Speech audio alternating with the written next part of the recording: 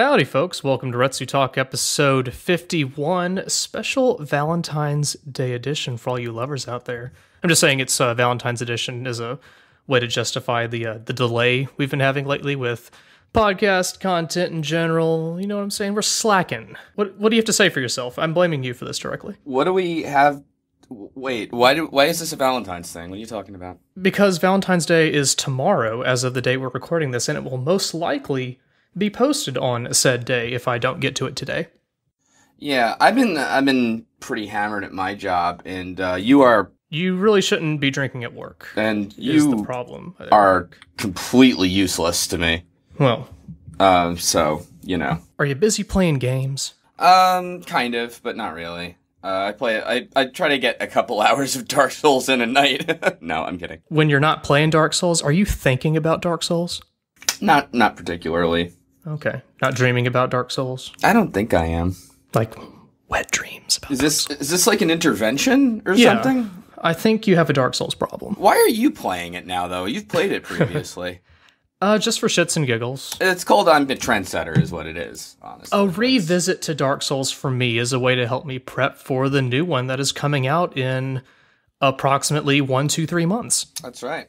Oh! On PC. Right. That reminds me, by the way, I made my first, well, not really, I guess my second Reddit thread ever and my first in our Let's Play, because I wanted to check it out. Oh, are you okay after doing that? Yeah, apparently, though, the Let's Play Reddit is pretty desperate for fucking content. Well, that's what I don't understand. Reddit does not seem like a good place for Let's Plays just because of the nature of how the site works. So, like, there's no threads in that you can post, here's update 1, here's update 2. It's just an entire thread for update 1, update 2, and then it disappears. Well, there's a lot wrong with Reddit in general. And I'll give you an example. I wrote up a thing. I watched a bunch of Dark Souls blind Let's Plays. I'm sorry. No, I was just thinking about it, because, like, I'm making one. And I'm Sure. like, I wonder how other people did this, basically. You know what I mean? So you want to make yourself better? Nah, I mean, that wasn't the intention. No. I'm perfect already. Right, no. I just want to see all the inferior content out there. No, I'm just curious what other people kind of did with it and such, you know? So obviously you have the Geop Vic. Well, I'll get into it in a minute. But, so I posted a big kind of review-y type of thing, you know, of ones I saw. And, somebody posted on Reddit, like, I didn't read all this, which I thought was kind of funny. And it got downvoted, which is fine, whatever, because maybe it wasn't a joke. I don't know for sure if it was a joke or what. But I responded to it like, oh, you had the right idea, right? So the original comment had a negative, like, 15, and my response had, like, a plus 16. But then if you go back to it, that comment is below the threshold now, so the whole thread's collapsed. Oh, so anything under it also disappears? Right. Now, I'm not saying that my reply was so funny everyone needs to read it, but I think have its own Reddit post. But it should. But no, it illustrates my whole point with Reddit, which is, like, if somebody has an unpopular opinion or something, it gets downvoted to the point where nobody can even read it. The hive mind controls all. Right, but even if, though, somebody does make a legitimately shitty post, someone could actually have a good reply to it that people like and upvote, but then you don't read it anyway because the parent got downvoted. Yeah, a bad parent post can still facilitate interesting discussion. Yeah, so that's kind of when I get at because I've said it before too, I don't really believe in Reddit's model where you put the Stack Overflow model to a social context because of, the popularity contest aspect of it. Is that what your marketing professor told you? No, that's just something I came up with. Professor Slowbeef? I'm actually in finance now, I'll have you know. Okay. I mean, that said, enough people are using Reddit that I guess there must be something more to it that I'm not seeing, but Well, they crowdsource a lot of donations as well to keep the site running. Right, yeah, and people are doing it, I guess, right? Yeah. It's got a huge user base. No, it does. It's a wide, scary place, that Reddit, honestly. Slowbeef, would you consider modding our Let's Play? No. Now that you're not as busy. I actually, apparently the whoever does, I guess, run the subreddit, is that how they talk? I don't know. Sounds about right. I don't know if it's a modded or what, but, I think this guy Wanderbot actually, I guess he follows me on Twitter or like, so, but like, I talked a little bit about him and he was like, he's, I think, kind of sick of the Reddit Let's Play too. He's just like, that was one of the better posts we've seen in a while. Everything Well, is that's just... my question. Goes back to my question again because I haven't really been there much. What do they post about there? If it's not just constant is it constant updates to their own Let's Plays, or is it like, No. well, how do I do this? Or It's pretty interest much... check for this. No, it's pretty much exclusively like YouTube Let's Players trying to promote their channels, and it's kind of like, how do I do this or whatever? And like, even there's a kind of weekly content type of thing where there's like Thursday, what did you learn Thursdays or something like that. And even under that Reddit thread, like somebody had posted like, you know what I learned is I don't know how to use the Elgato capture or whatever. Could somebody tell me?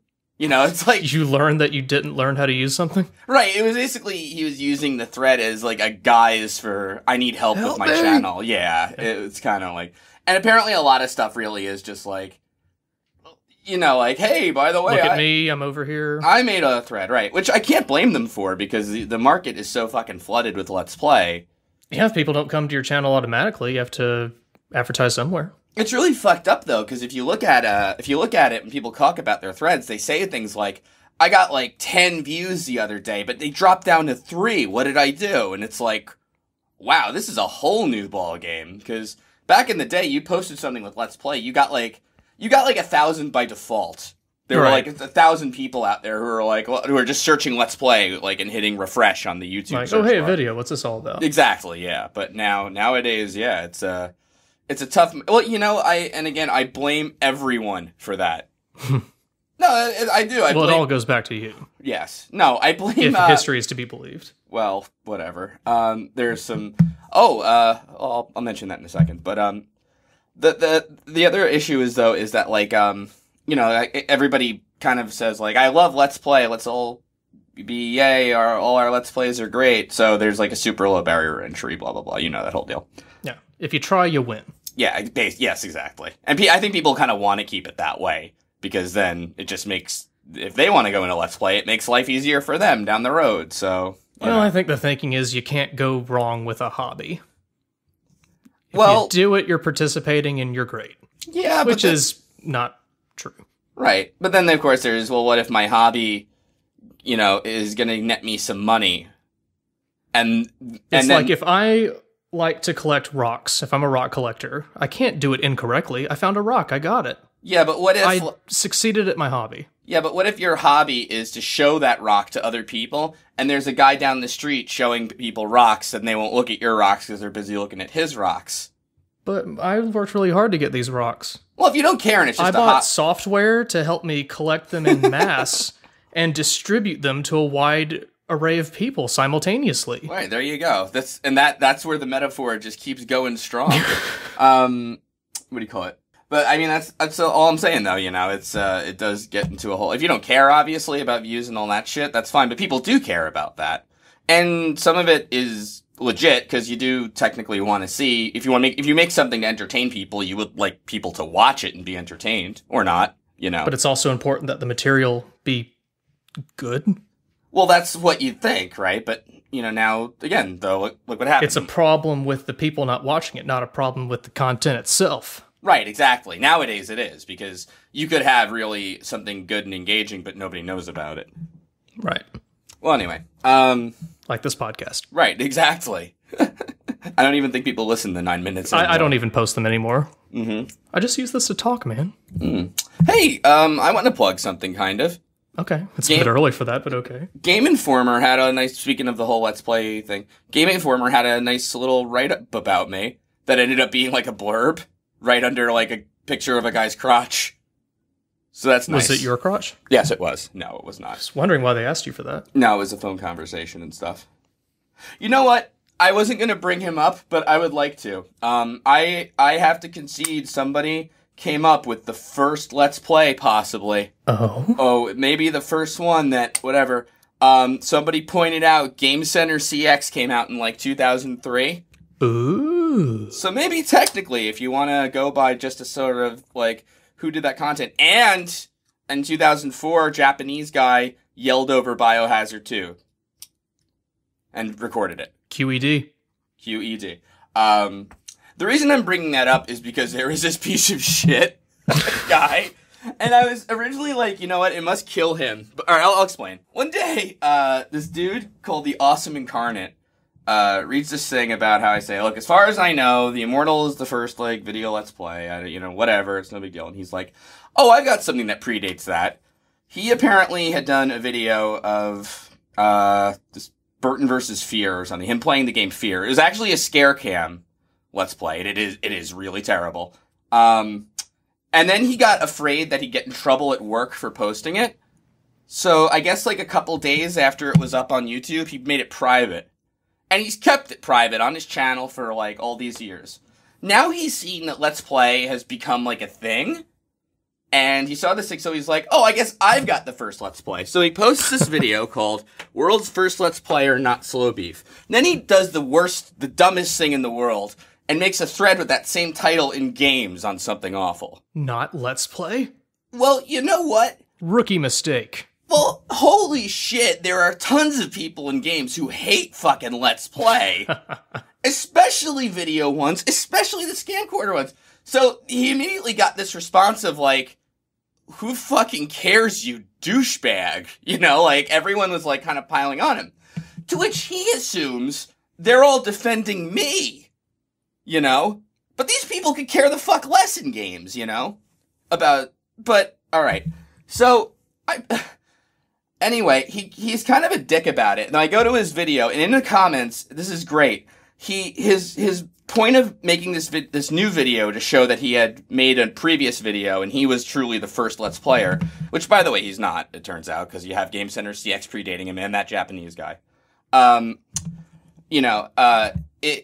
The reason he did that, apparently, was, and I'm not kidding about this, I don't know if he's deleted the comment since, but you can look this up, he wants to be the leader of Let's Play now.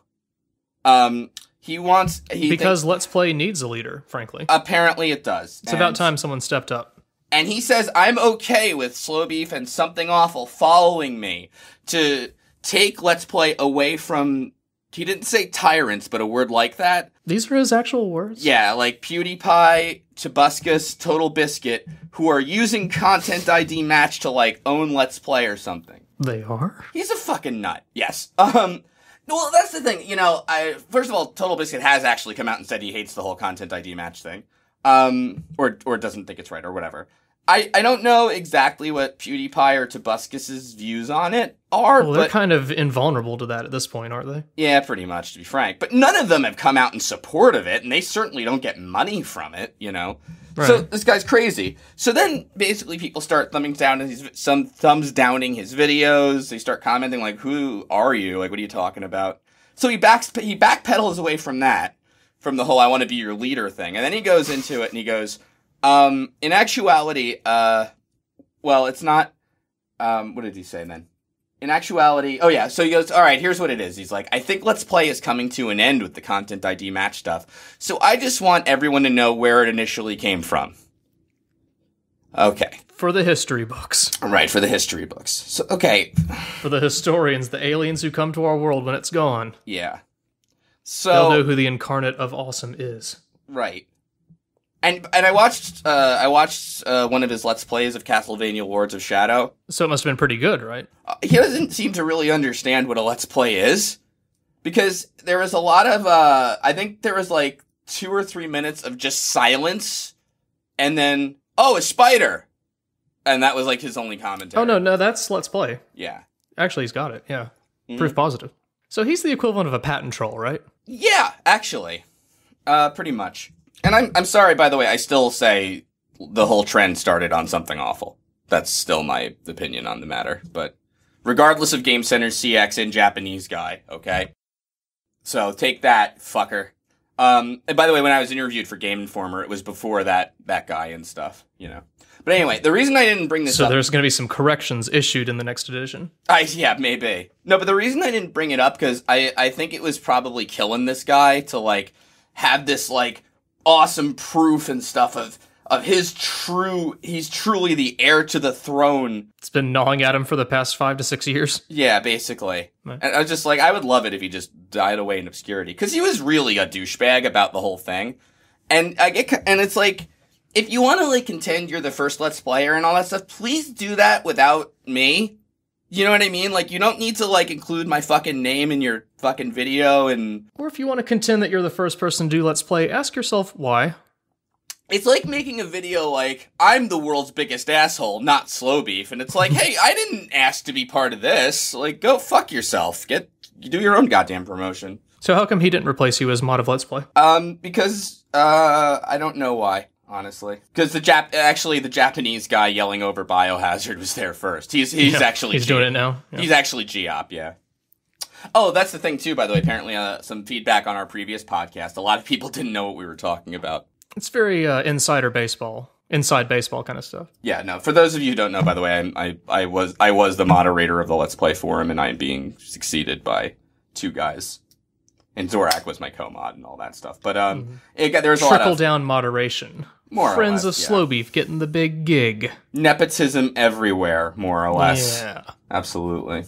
So how is Let's Play like a anarchy at this point? Lawless wasteland? You call it. You know what's funny? Camcorders everywhere? I'm having a little trouble letting go.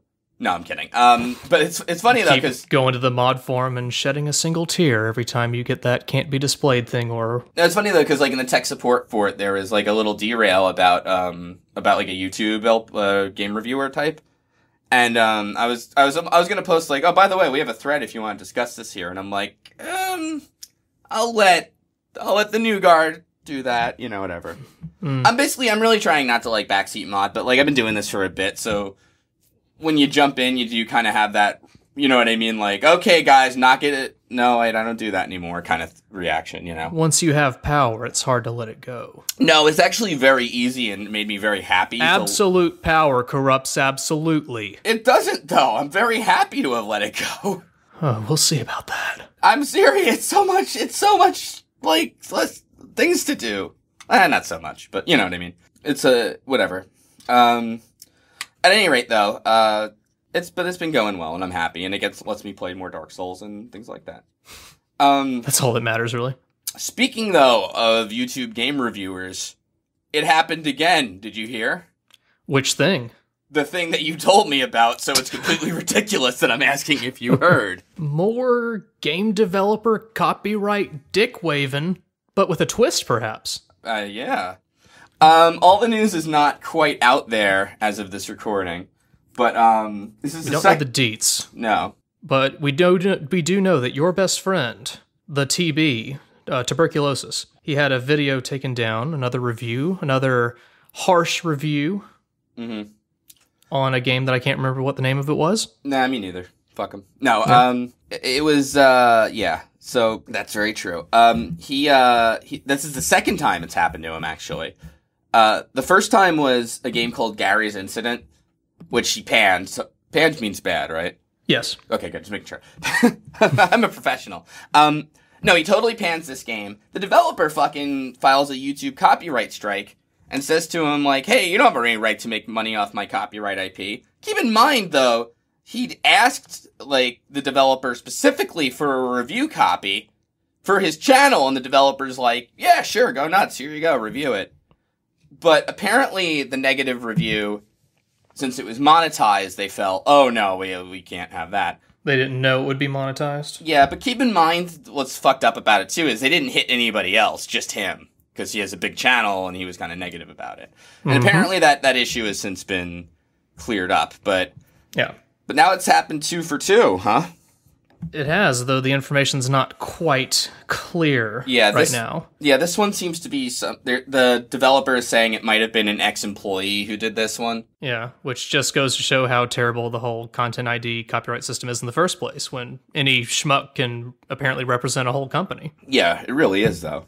Yeah, that's the thing, too. If you need to get even if, like, 3 people do all false copyright claims on you, your channel's taken down until it comes back up. You know what I mean? Right, which can take a very long time. Yeah. Or, did I talk about already IND Music's, like, little copyright claim on us thing? Yeah, we did. Yeah, exactly. So there's that. Yeah, that did get resolved on our end, but it took, like a month? 2 to 3 weeks, something like that? Yeah, and if you want another kind of thing about game developers being shitty about this, like, just for those of you out there who hate Total Biscuit, because I know he's divisive or whatever, this actually happened to a friend of ours, a friend of the show, Kamak, or you might know him on Tortoise YouTube. on Tour. Yes. Or She Sells She Shells. Yeah, he does a lot of the YouTube Reacts videos, which are pretty great. What happened was he did a stream with Voidburger and Decaf Delinquent, aka Sarah, who you might have seen from Guest Supre a while back, and a couple of our streams. Anyway, so he did it with the two of them, and they played a game called Rex Shutter, and they mock it because it's kind of like a Slender Man-ish type of game. Yeah, it's like a shitty indie horror kind of deal. Yeah, exactly. With terrible grammar. Right. So, what happens is, according to the game developer, a couple friends of theirs start calling them, like, sluts and shit like that, and saying, like, some weird shit like, you probably take it in the ass for $20 for this review. It was kind of like English wasn't the first language, so it was a little tough to piece together exactly what was going on besides the three of you are whores, you know? Yeah, but those mystery commenters both kind of had a similar way of typing, so to speak. Yeah. Which also somewhat matched how the developer talked. And on one of the fake accounts comments on the channel, someone else commented addressing him as the name of the developer. Kumi Games, I think it was. Yeah, Kumi Games. It was like something blah, blah, blah, Kumi on that fake account. So kind of putting two and two together, not hard to do. Right. So Kamak looks at everything here and kind of puts together his case, you know, of saying, like, look at this. Like, we made fun of the game developer's game, and he, like, comes out and starts calling us, like, sluts and shit like that, you know? What I learned is there's a whole website where you can apparently put a case together. Yeah, exactly. I didn't know that was a thing, but apparently it is. It's called Storify, I think. Yeah, he made a story out of it. He storified his case, yeah, more or less. But, so the developer got pissed off that he did that, files a copyright claim against his video. So Kamek has a strike, can't do custom thumbnails, can't upload things larger than 15 minutes, all that. A couple people said to me in this, like, but it's his copyright, he's allowed to do that.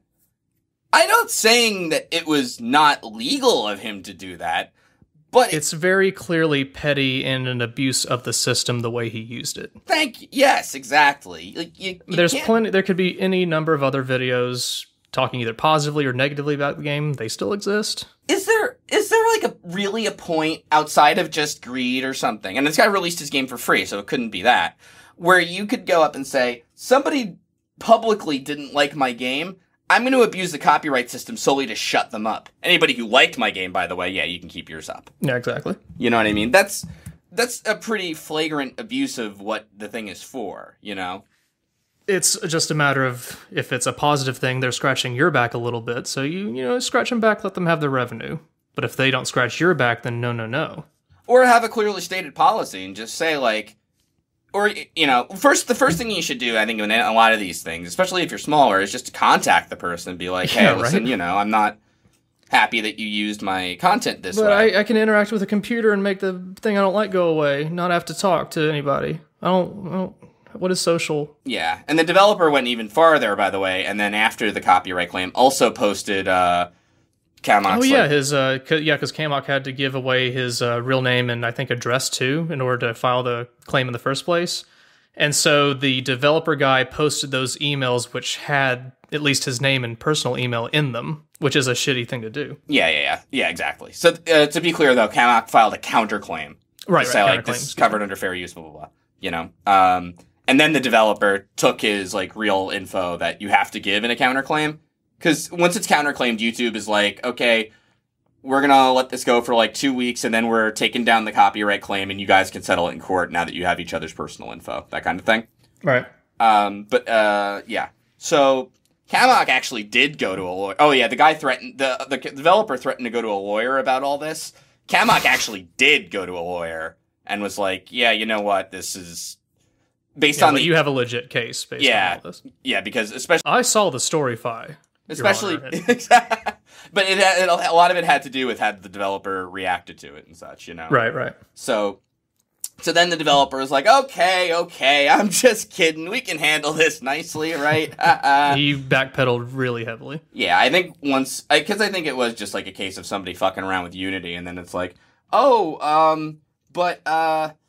there's a real attorney involved. I don't want to get fucked. I don't want to do anything bad. You know what I mean? That kind of. But you know what? It was annoying too. Is people kind of tried to defend the guy, mostly on the basis of that he had released a free game.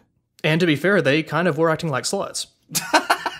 So, absolutely. Well, especially Kama. Yeah. Especially. No, absolutely. I mean, three. This one user who was 3 people are sluts. None were prudes. Oh yeah, and then he confused. It was like he was calling them one person. Yeah, calling Kamok she for a little while, then realizing Kamok was he, and then there's 2 different women and a guy involved, dude. Like this is not, whatever. I was fascinated by the way he typed, so I recorded a couple of. I just voiced a couple of the things he typed. Nice. They're on a 10 deck thing if you want to look them up.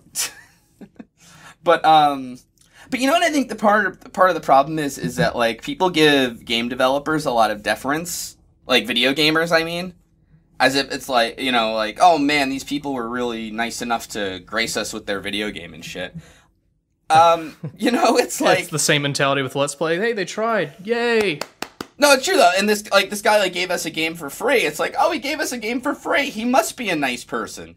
No, we should only say nice things about this free entertainment. Not to be a dick too, but nowadays it is really easier than ever to make a game. There are a million game creation tools out there. Surgery Simulator was really done in a weekend. I'm not kidding. And yes, there was talent behind it. I'm not saying it's not. But nowadays there's all these tools and things that make it so much easier to do that thing. Yeah, and the game is exactly like real life surgery. It's uncanny. It's insane. It's unspeakable how great this game is, I'm just saying, if somebody releases their game for free, you don't have to be like, oh my god, this, the Mayans worshipping Quetzalcoatl or whatever. I didn't study South American anything. No, that's how it worked, yeah. The gods have returned with gold for us and freedom. Thank you, Mel Gibson. Yeah, I really didn't study anything. But you know what I mean? It's just, yeah, I don't know. So, but that's the thing. So even if you don't like Total Biscuit, even you hate the fact that, or you hate the guy and you hope his channel comes down at any cost whatsoever. I'm waiting. You kind of have to see how fucked up this is on a general level, where somebody is like, I don't like the opinion that you expressed about my product, so I think I'm just going to shut you the fuck up. Yeah, it's a clear abuse of the system. It really is, yeah. Even if it's technically within the rules. Now, when I a while back too, I said when we were talking about the Nintendo copyright ID kind of match thing, and I was like, does Nintendo have a right to say, what people do with their content? I didn't mean this, just for the record. Where you go this is outright really kind of a form of censorship in a way. I don't know if it's literally censorship. Is it? That word gets thrown around a lot. Do you think it's censorship? Well, it's controlling the message. It is, right? It's forcibly controlling the message. Yeah, exactly. Yeah. It's not a counterpoint or anything like that. It is banning the message, Yeah,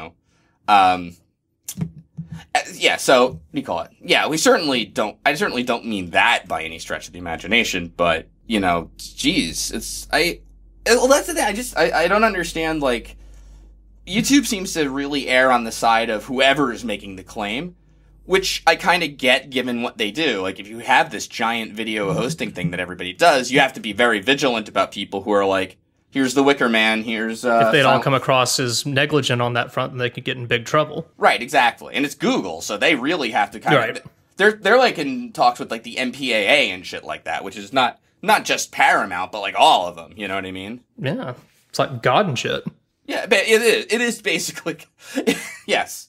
You actually fight the MPAA at the end of all the God of War games, by the way. But, yeah.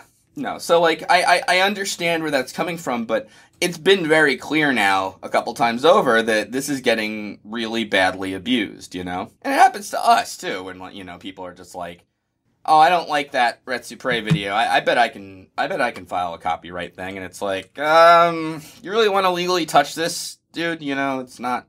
And usually, in our case, we've been very lucky when we've talked to people, and we're like, look, it's... Yeah. Well, I just think it's bizarre when their first line, instead of just, sending us a message or something, is to instantly go to, the most cold, non-social way you can go about it. No, well, if you point your iPhone... heaven forbid actual confrontation has to take place. No, dude, if you point an iPhone at Trauma Center, yeah, there's no... I don't know. That's artistic expression, suddenly. I don't know. I'm down with that. Yeah, exactly. Whatever. That's internet. Oh well. Speaking of internet too, there's a couple other. I want to go into more of a casual gaming topic as well. What kind of casual gaming you got going on? Have you ever heard of a game called Candy Crush? Have I ever? Whenever I browse the App Store for top downloads, it's always near up there, but I've never played it.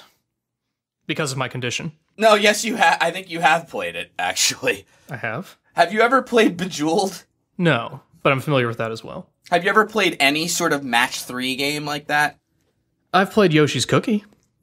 Okay, yeah, then you've played Candy Crush, more or less. Okay. Actually, it's a little different. No, yeah, so Candy Crush is like everyone must be familiar with it. I'm not going to go over Candy Crush. But, they're in the news again. You may have heard that they had decided they wanted to sort of, trademark candy? The word candy? And they actually had some trademark suit or something against the people who made the banner Saga over using the word Saga. Because it's technically Candy Crush Saga. Oh, well, okay. Which is like one of those things that makes me want to like get an ice pick and dig out like part of my eye or, you know. But what really annoyed me too is, now this is the recent thing though, is have you heard of Candy Swipe? I have. I saw a letter that the gentleman behind that game wrote, open letter to the Candy Crush guys. That's King who made it. King. And I was not privy to that information. I was kind of shocked, actually, when I was reading that whole thing. Yeah, so basically, just given how firm of a case he clearly has. Yeah. And how much King is getting away with, it's mind-boggling. Right, so King is basically like, they want to kind of trademark the word candy as it pertains to the App Store. This guy comes out with a game that's called Candy Swipe. 2 years. 2 years prior. Prior, yeah. 2010, I think he came out with it, and Candy Crush Saga came out in 2012.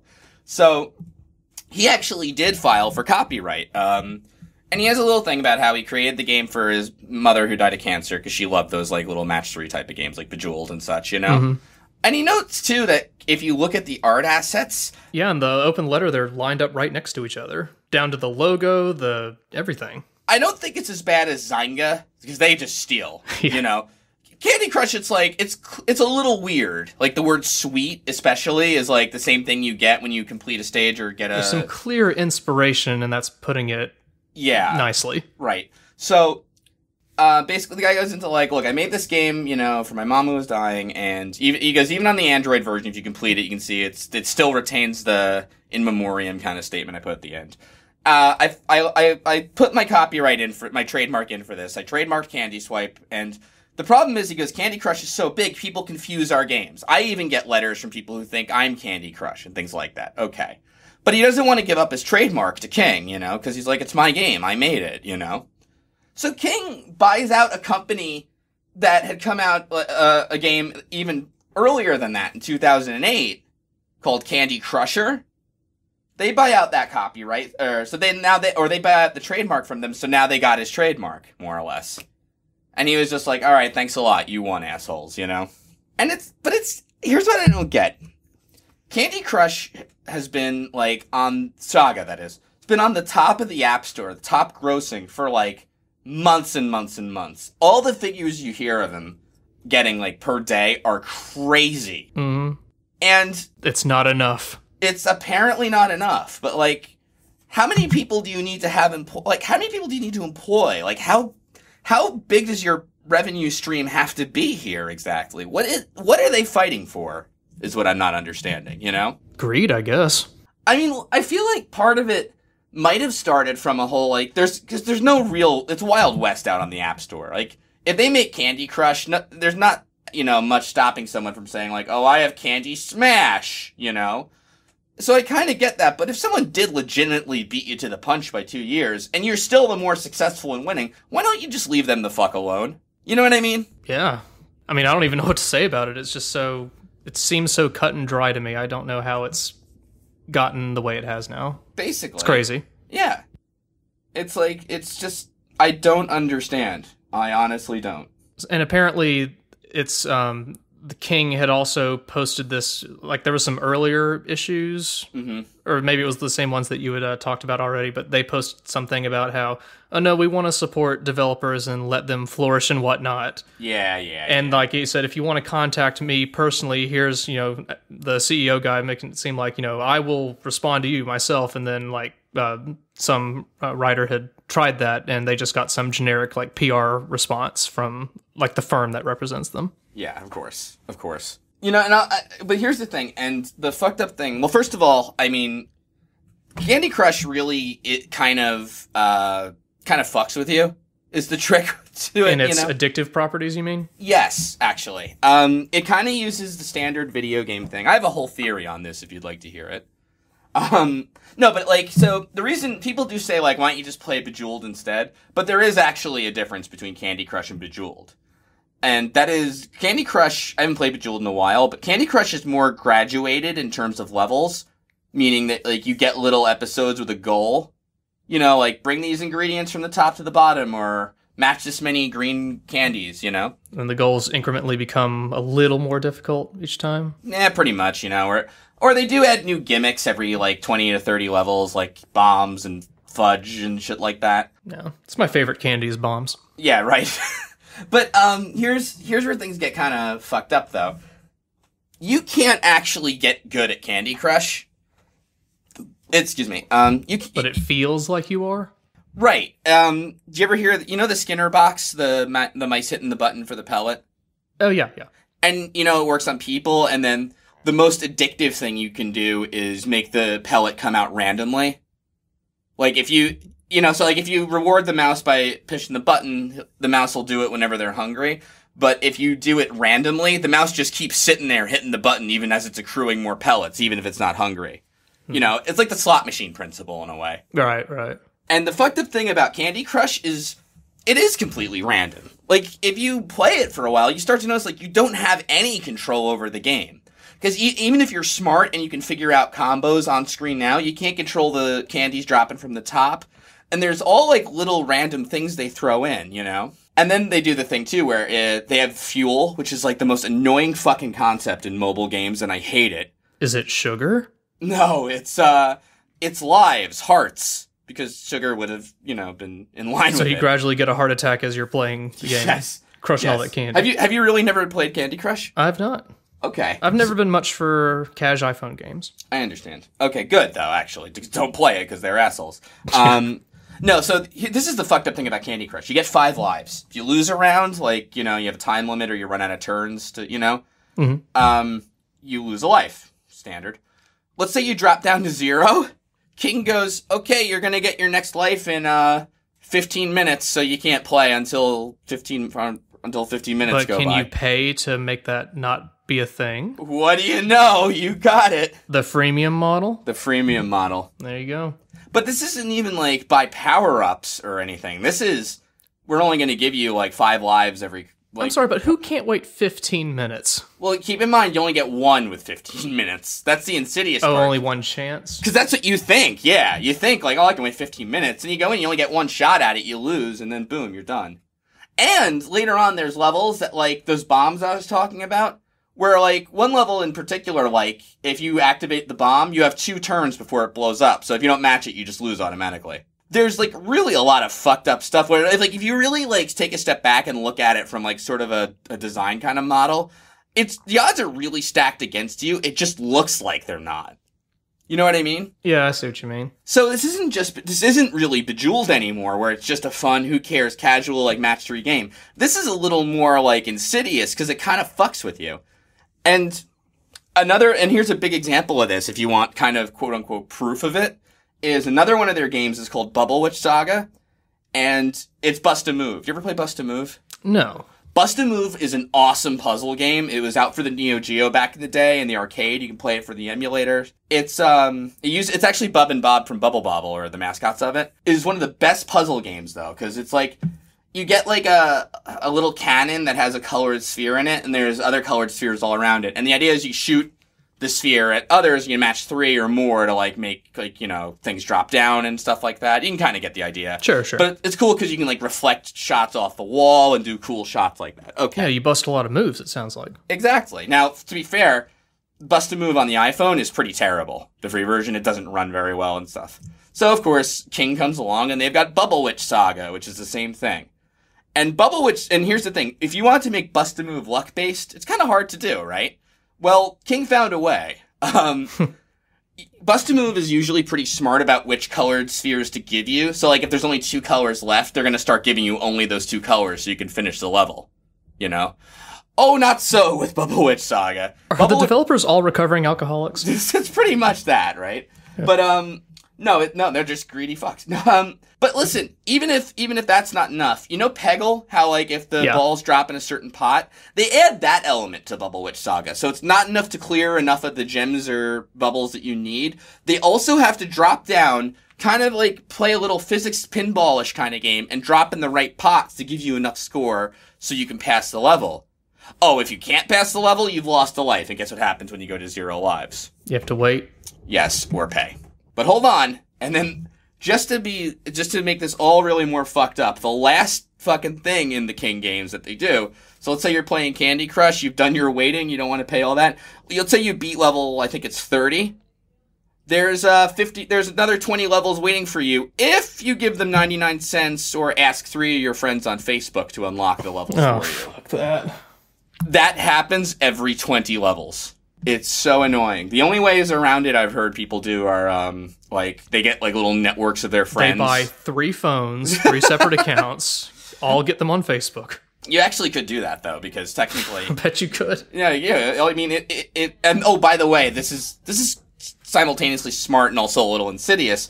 It links into your Facebook account, obviously, right? Like, you can play without that, but if you want your friends to unlock the levels, you need to be on Facebook. But if you delete it from your phone, that's okay. They've got all your progress saved if you ever want to come back. These are the kind of things I think about whenever I try to make a new friend. Mm-hmm. Like, would they do Right.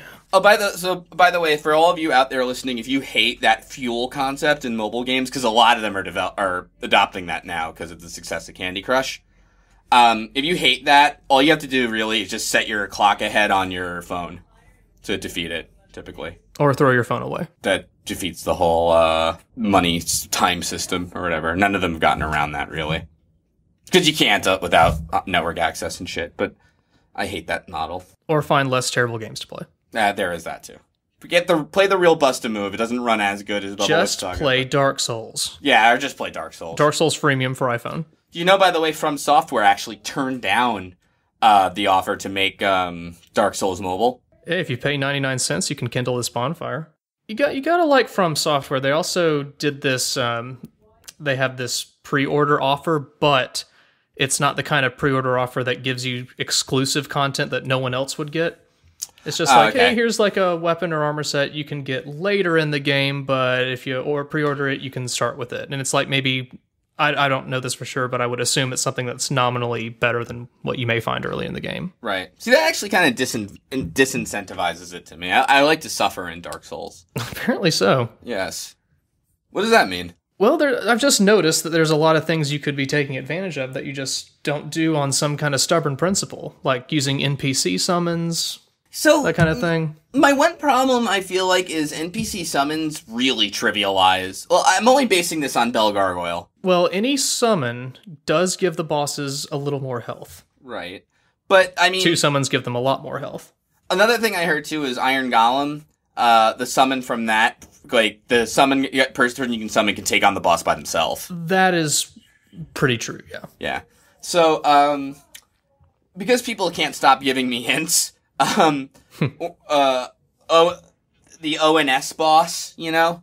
Yes. That's kind of infamously hard, apparently. It was one of my first real stumbling blocks in the game, yeah. Yeah, but like, and so I really wanted to beat that one on my own, just because everyone was like, I can't wait to see that. Not even with your best friend Solaire? I know, well... He doesn't trivialize fights. Solaire's getting a little clingy, I'm just saying. You don't have feelings for him? That was like out of left field. What do you call it? Does he say that too if you're a female, or? I don't think the dialogue's any different, depending if you're male or female. Gotcha. Anyway. Yeah. So, Yeah, I mean, anyway, From Software decided they couldn't make a good mobile Dark Souls game, even though I would certainly eat it up. How would a mobile Dark Souls game work?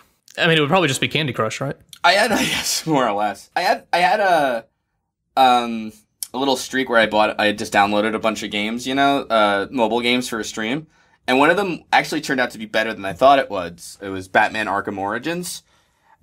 Still uses the shitty fuel model though, where it's like you can only fight 5 or 6.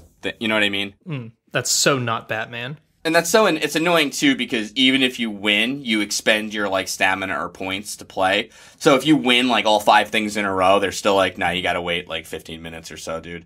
It's like playing at an arcade. There are people behind you waiting to play, even though there aren't. Right. Well, it's kind of like an arcade, except usually you pay the money when you lose. Like, I'll give Candy Crush that, at least. It is kind of like the whole quarter munching kind of model, Right, exactly. But now, like, the fuel concept is expanded to a point where it's like, no, now even if you win, you just pay. Like, but here's the thing, actually, which sucks, is Batman Arkham Origins game on iPhone, actually pretty good. You get, like, special moves, but you also get to, like, switch between defensive and offensive stances and things like that. And it's funny because, like, I was looking at it again the other day, and I'm like, it kind of sort of reminds me of that. Does it do that thing where the controls kind of appear transparent on a part of the phone? No? No. This is more about, like, swiping and buttons, Yeah, just like real Batman. Right, exactly. But it's like, you get a block button in the lower left you can hit, or you can hold it with, like, 2 fingers instead of 1. But basically you tap to attack, but the idea is then you can also switch a stance, which is like, there's RPG elements to it, so even if you successfully block, you'll take a little damage. So you want to be smart and say, I think this guy's going to do a combo, so I got to go quickly into defensive mode, and then block it, and then I get special moves and things like that. So it's actually a lot smarter than I thought it would be for like a sort of a cash-in license kind of mobile game, Okay. It's just, if it weren't for the fuel, I would have been like, everybody go get this game right now. This is actually pretty awesome, All right. Did you play any more of the main game? Oh, I haven't really. I've been just obsessed with I have it too, but I haven't played it. At all? No, not at all. I played a little of it, and I have a problem with the central premise I'm hoping someone can resolve for me. So, this is Arkham Origins. It's a prequel. Nobody really knows Batman, right? Early age Batman, yeah. Right. People are like, who the hell are you? And shit in the game. Now, the premise of the game is Black Mask has put a bounty on your head. It's like, one night to kill the Bat, I'll give you, I forget if it's like $10 million, $100 million. These 8 assassins are trying to kill Batman, I'll let you go to the next level of Candy Crush for free if you kill the Batman. More or less, right. Now, here's my question, though. If nobody knows who Batman is, why does Black Mask put a bounty on him? That's an awfully high bounty, yeah. Yeah, I mean, like, really. It's like, at that stage, it's more of a, $50 to $100 dead or alive. Yeah. Or, like, could you kill this guy for me as, like, a favor? Yeah, he's kind of annoying. Yeah. You're not doing anything, Yeah. I mean, it's something you get a lower level henchman to do. Right. A guy who dresses like a bat? That's crazy, says Deadshot or Deathstroke as he walks away. But my attire is much more sensible. Says Bane. Yeah. My attire. I really wish he would talk like that. That was my favorite Bane voice. It didn't even really make any sense that he talked like that, but I liked it. The other cash mobile game, though, I wanted to bring up. Thank you. Though, was the Saga of Flappy Bird. Oh, yeah, I'm not too familiar with all that stuff. All I know is it's some apparently incredibly addictive game that the developer didn't like the reaction to it somehow and pulled it. It's pretty confusing, yeah. I played a Flash version of it. And it's a really, really, really simplistic game. I mean, like, I noticed it took assets from what appeared to be Super Mario World. So here's the thing. It kind of did and didn't, meaning that he didn't actually take the sprites or anything like that and copy and paste them. He did not do that. But the Flappy Bird kind of jumps between pipes, more or less, or flies, by hopping.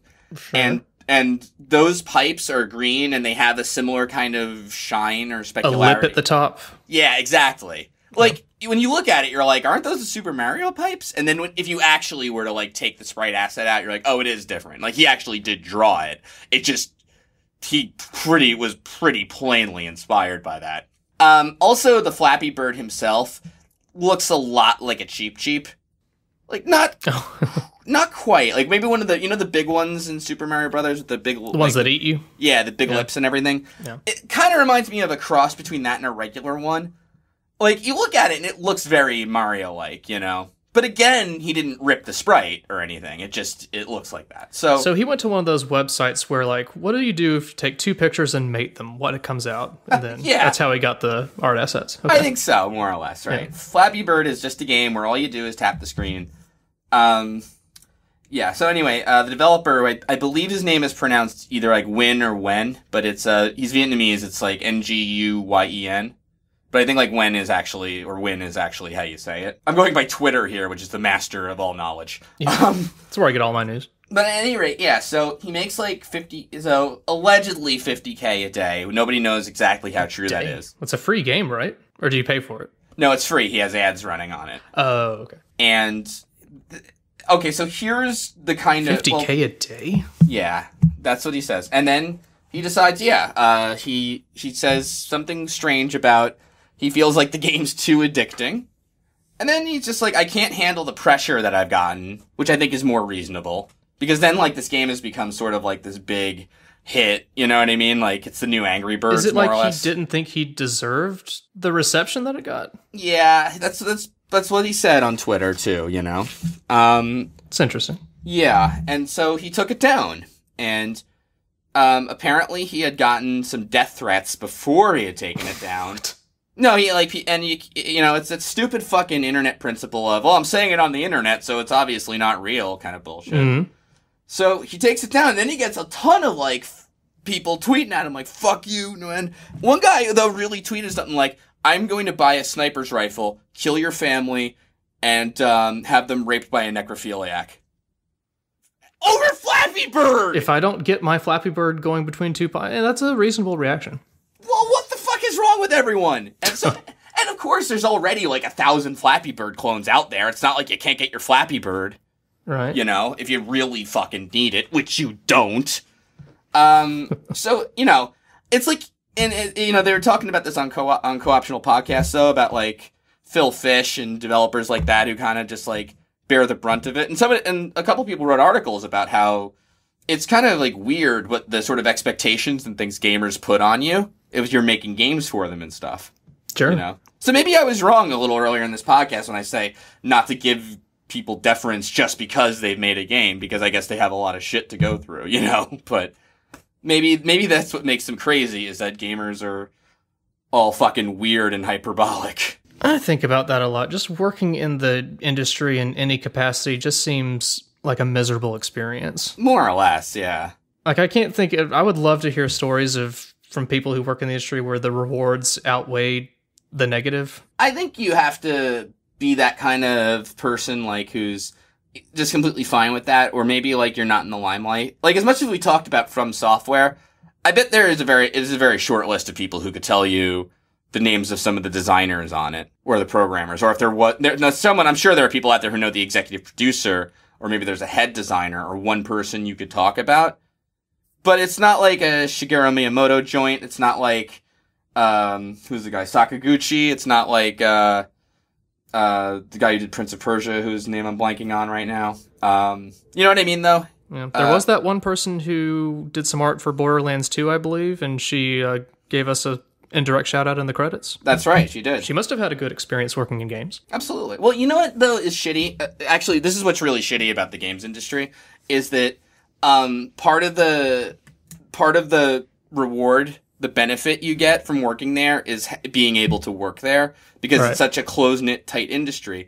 But they do exploit a lot of the developers, I feel. Because they say, like, well, look, crunch times where you get to, like, sleep at the office for, like, 6 weeks to 3 months toward the end while we release, that's just expected in the game industry. Yeah. It's like, no, fuck you, it is. Like, says who? You know what I mean? Like, that shouldn't have to be the norm. Right, but people, when they grow up and they want to make games, are like, oh, man, I want to make games. I'm so excited to make games. So, at whatever cost. Yeah. So publishers are surely happy to, like, exploit the passion. Right, more or less, yeah. And then it becomes a cultural thing, and it's like, well, what do you mean you don't want to work it? Well, everybody else is, so... Yeah. That's the thing, too, if you've ever been in a crunch time, because I've been in a few with software, not as bad as the games industry, but, like, I've done the whole, like, work till midnight, 7 days a week thing, and it's like, if you are done with your work at 10 p.m., well, I mean, I'm exaggerating, but like, let's say 6 or 7 p.m., and you are done, but everyone else is staying in the office, you feel like a shitheel leaving. You know what I mean? Sure. So, like, around 10 p.m. is where you go. I stayed up kind of late once editing a podcast of ours from a while back, so I completely empathize. I know exactly what the experience is like. Right, exactly. Yeah. No, so I think like maybe I could give some deference there, but like it's totally bullshit of that they have this culture that they have to work under, you know? And that's like, you see like people who get a lot of like harassment and things like that, you know, are kind of just like... Yeah, then it's just twisting the knife there. Yeah, exactly. Yeah, right? But it's like, so it's like, do you really blame people like Phil Fish and stuff for leaving when like, it's like at work, he's in a culture where he has to like sit there for like days and days on end and actually hurt his social life and family life just to go on the internet and then see people calling him a shithead? Yeah, if you're a face in the game industry, heaven forbid you present yourself on Twitter in any way. Right. So maybe no wonder they get mad and do these copyright claims. Except I don't get that. Like, a bad review is not the same as I'm going to get a sniper rifle and kill your family. Maybe it's like, I have to hurt someone. I mean, you know? The guy who get the sniper rifle, try heroin. There are other addictive things out there you can do. Flappy Bird's not one of them. One very strange thing about Flappy Bird, though, and it's just one controversy I have to admit I don't get, is allegedly... This guy had 3 games, actually. He had 3 games out. One of them was like Shuriken Block, I believe. Another one was like a jumping kind of... But they're all very simplistic kind of games, you know? Sure. So he released them, I believe, April to June of 2013. All of a sudden, December, all 3 games go in the top 10 free games on Apple. Out of nowhere. So there is a theory, but there is no proof of it, that he might have gamed the review system by using, like, IP maskers and just, like, manually writing a lot of reviews. Because they do have things against, like, automated reviews and stuff like that. But, like, if you look at, like, the Flappy Bird reviews, apparently a lot of them are very much the same. Meaning that, like, people are like, this is so addictive, don't play this game. You know, like, that kind of haha joke. Right. But, like, there's apparently a ton that are actually like that. Like, more than you would expect to see. Some people said it might have been like an accidental, like, sort of viral type of thing where somebody writes that kind of review and then the next person's trying to top it sort of thing. But I think if it were just Flappy Bird, I could buy that he got lucky. It's very odd his other 2 games went there with it. You know what I mean? Yeah.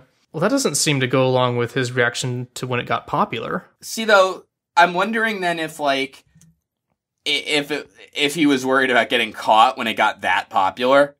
Like, maybe this trick was to try to net him some more money, but then, like, if you get caught with that, it's what, just a silly PR kind of thing? Like, oops? I don't know. You don't get in legit trouble for that, can you? Well, Apple could revoke your developer license.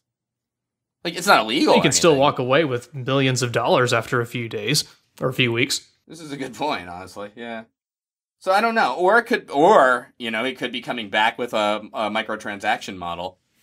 And I don't, honestly, I don't want to just do the thing where I'm, like, totally saying, oh, this guy cheated the system definitely or whatever. I just think it is a weird thing that came up with it. I wanted to bring up. It is odd. For better or worse, we don't have any more Flappy Birds, so. Oh well, it's a shame. Mm-hmm. But Flappy Souls from Software is just on the horizon. You got a flapping Solaire through a bunch of bonfires. Do you think when you like sent someone a death threat, even joking, not that's hardly a joke. That's very specific. Yeah, exactly. It's hard to find the humor. Right. Over the thing you're doing it over is actually titled Flappy Bird. Do you think you have officially then lost all self-awareness? Yes. I think, yeah, because I think it is like a stupid internet thing, too, where people are like, no, it's obviously a big joke when I said I'd buy a sniper rifle. Because the scary thing is there are people who do that kind of thing, you know? Has anyone made a hentai game called Flappy Bird? I have. No, no, because Apple doesn't allow hentai games. Duh. Believe me, I've searched. Well, I know a little place called newgrounds.com. Oh, yeah, by the way, Mr. DJB did actually record something for us. Oh, that's right, yeah. Yeah. If you want to look up some reviews, so... Yes. So there's that. I don't know. We covered a lot today, and I don't think I've come to a clear example of how I feel about game developers. This is a big editorial on copyright and cash games. 2014, do you think it'll be a good year for gaming? No. Both industry and games in general? No, I don't. You don't think so? No, I don't. I think this shit's just gonna get worse. Yay. I think a lot of people are starting to put a bigger eye on games, you know? Like, they're getting more and more mainstream, and gamers are kind of fighting against that. Do you know what I mean? They want to be esoteric?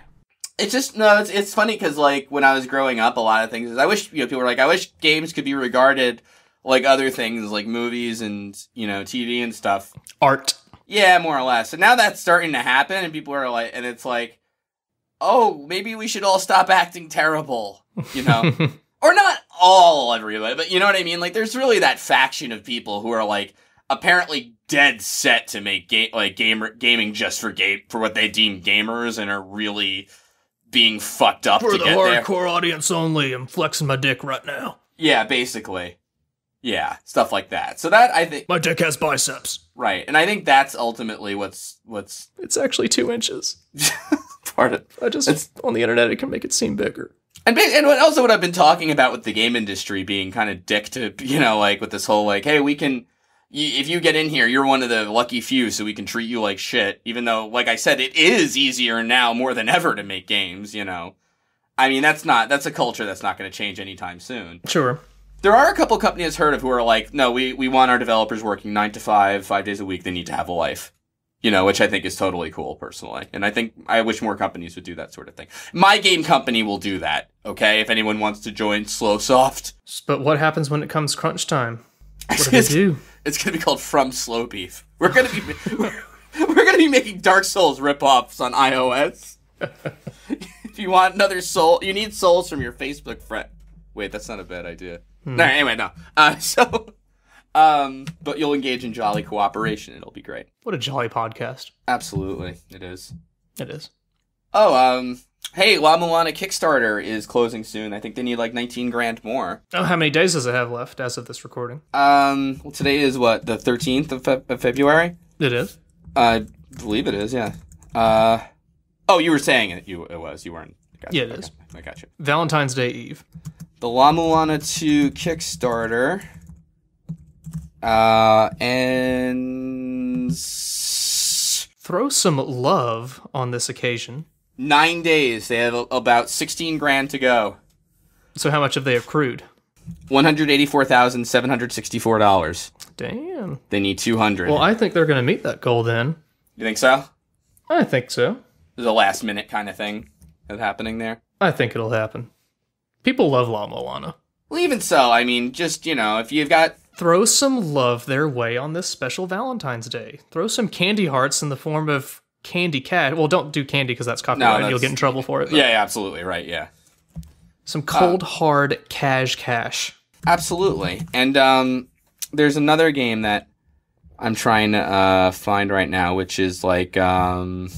it's actually Jeremy Blaustein's directing it. It's like Blackmore, I think it's called. Yep, that's it. Blackmore, a steampunk adventure game. Jeremy Blaustein was the head of the translation team for Snatcher. He's worked on Metal Gear, a few Konami games, Does it have any familiar voices? It does. David Hayter is doing a voice for the game, and my friend, no, not really at all. Jeff he recorded an intro for the podcast. Keep in mind, way back when. Yeah, Jeff Lupinen, who is the voice of Gillian Seed and Snatcher, is also it. I do want to say one thing. This is a steampunk adventure, and I know steampunk's kind of like the zombie thing. But still, hey, you got a couple of the Snatcher vets back, you got David Hayter. It could be pretty damn cool. Don't focus too much on the genre, focus on the folks behind it. Right, and you have to remember, too, steampunk can still potentially be cool. It's just, it gets played a little, so you kind of... Okay, so they've got 32,442 so far of 200,000, and they have 26 days to go. Oh my god. Well, I'm going to keep an eye on that. But it's called Blackmore, a steampunk adventure game. So, if you got some spare cash, give it to La Mulana 2 and Blackmore. Maybe we should do a Kickstarter-ish themed podcast one day. Well, we would need to do a Kickstarter for it. This is true. How much money do you think it would take to do a Kickstarter podcast? I don't know. Oh, can I talk about upcoming guests? Yes, you may. Okay, we have obviously Pat from Two Best Friends wants in. I have to coordinate with him. Okay. Jim Sterling said yes. Jim Sterling, we can talk about the South and living in it. I know.